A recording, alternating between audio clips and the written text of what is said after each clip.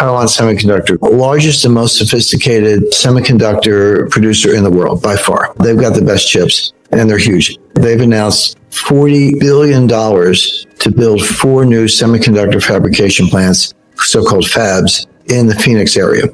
Well, wait a second. They can build them in Taiwan. They could probably build them in China or Vietnam. Why are they building them in Phoenix? The answer is that there's a danger, and probably a growing danger, that China might invade Taiwan. And the U.S. military has a doctrine we call the broken nest theory. And it's based on a Chinese proverb, ironically. And the proverb is, if the nest is broken, how can the eggs survive? So TSMC, Taiwan Semiconductor, know that if China invades, we know that if China invades Taiwan, the U.S. military is going to destroy Taiwan Semiconductor physically, whether you burn it to the ground, bomb it, whatever it takes, destroy it, because we don't want it to fall into Chinese hands. Taiwan Semiconductor know that. So they're like, okay, well, we want to survive as a company. We'll build in Arizona. So on the one hand, it's a defensive play, so the company survives if there's an invasion by China. But on the other hand, it's a really good example of onshoring. And by the way, what are you doing? You're reducing those supply chains. Remember I said they were 9,000 miles long from Chongqing to New York or Shanghai to Amsterdam? Well, now you're compressing them. It will probably increase costs in some ways in the short run, maybe reduce margins to some extent. But I describe it as like buying insurance. You have insurance, I have insurance. Nobody wants their house to burn down, but if something happens, you're glad you have the insurance. And when you pay that insurance bill, when you write a check or pay it online or whatever, you don't think you're wasting your money. You're incurring a cost, but you say it's money well spent because I'm getting insurance against this catastrophic outcome. It's the same thing with supply chains. Maybe skilled labor in Phoenix is a little more expensive than skilled labor in Taiwan. Maybe not, by the way. That's an interesting question. Janet Yellen calls this friendshoring. We're going to, bring our trading relationships to friendly countries. Emmanuel Macron has called it constellation of nations. He has a vision for a new EU that would be, I guess, side by side, but different rules, maybe get the UK involved or whatever. I refer to it in my book as the College of Nations. But basically the idea is, we'll still have supply chain, we'll have some outsourcing, we'll have trade, but it will be like a club. And to be in the club, you're going to have to be kind of a democratic, liberal, in the political sense, society with a good rule of law. That's an important part of it, that respects human rights. And that would be, the United States and Canada, Australia, New Zealand, Japan, Western Europe, probably India. People think it's this emerging market. Well, it is, but it's the largest democracy in the world, 1.4 billion people. So they'll be in the club. And they'll trade with each other, but China will not be in the club because of, genocide and killing baby girls, 20 million baby girls, and ethnic cleansing and concentration camps and torture and a lot else. They'll be out of the club. They can form their own group, and they may team up with ASEAN members, South Asian members, Central Asian republics, Russia, and others. But this will be probably more than a bipolar world, maybe a multipolar world of clubs who trade with each other inside the club, but not with members outside the club. And that would be kind of a little bit more the way it was in the Cold War. I remember, I think it was late 1960s, maybe early 1970s, Pepsi-Cola announced they were building a bottling plant near Moscow.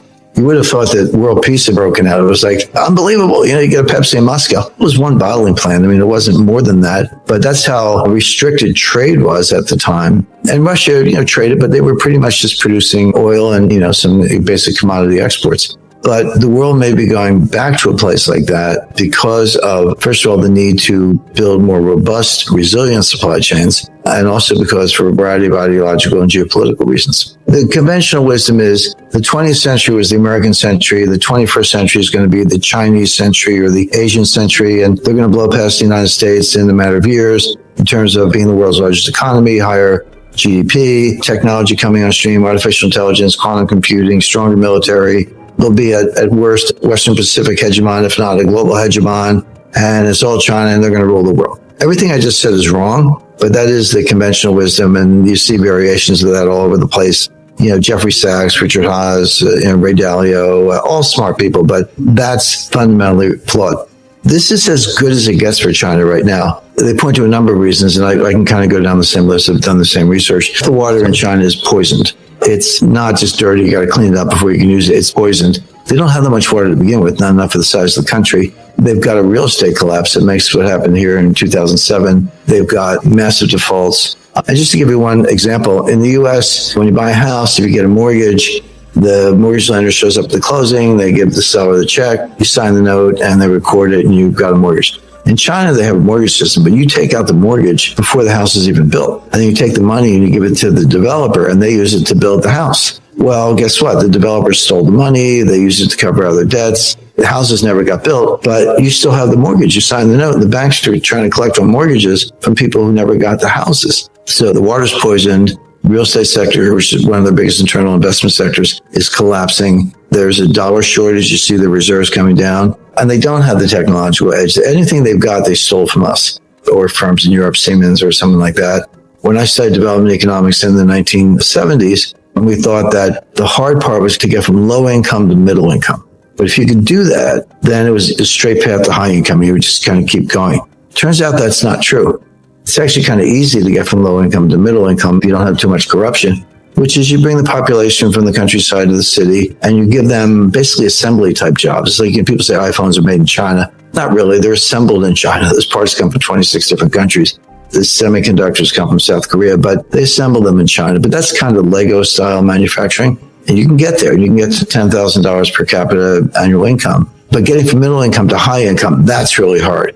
And that requires technology and high value added production. And they can't get there. They're stuck in what is known as the middle income trap. But the biggest problem, well, bigger than everything I just mentioned, is they are facing, and it's here now, it's going to play out over a 55-year period, the greatest demographic collapse in history. Worse than the Black Death, worse than the 30 Years' War, worse than the Spanish flu of 1918. They're going to lose 600 million people in the next 50 or 60 years. Population is going to go from 1.4 billion to about 800 million. How do you maintain any kind of economy if you're going to lose 600 million people, which they are? And it's worse than that because they're losing them because their birth rate is so low. The magic number, or the key number, is 2.1. On average, 2 people have 2.1 kids. That'll keep your population constant. Birth rate in China right now, they say 1.7, but they always lie about their numbers. Other experts put it at kind of 1.2. Some people think it's 1. That is behind this demographic disaster. But the reason it's worse is that while you're not getting new births to replace the population, the existing population is getting older. And hundreds of millions are moving into their 70s, 80s, and 90s. And then you need a large segment of the kind of what's called working age population, 25 to 54, as caregivers to the people in their 80s and 90s who are suffering dementia. Now, that's a very worthy occupation, but it does not lend itself to productivity gains. There's been no increase in productivity in giving someone a bath in 5,000 years. I mean, maybe, 1870, indoor plumbing and hot water. Nice going. But that's it. So you're taking productive people, putting them as caregivers, which does not lend itself to productivity increases. A large segment of your population is not productive at all. So the portion that's left, who are actually productive, working age people doing productive things, keeps getting smaller. Some scholars estimate that that's actually inflationary because you're going to need to pay them more. And we did see this after the Black Death in the late 14th century, early 15th century. Returns to labor went up, wages went up because there weren't enough workers. But it was a very good period for labor because a third of the European population was dead.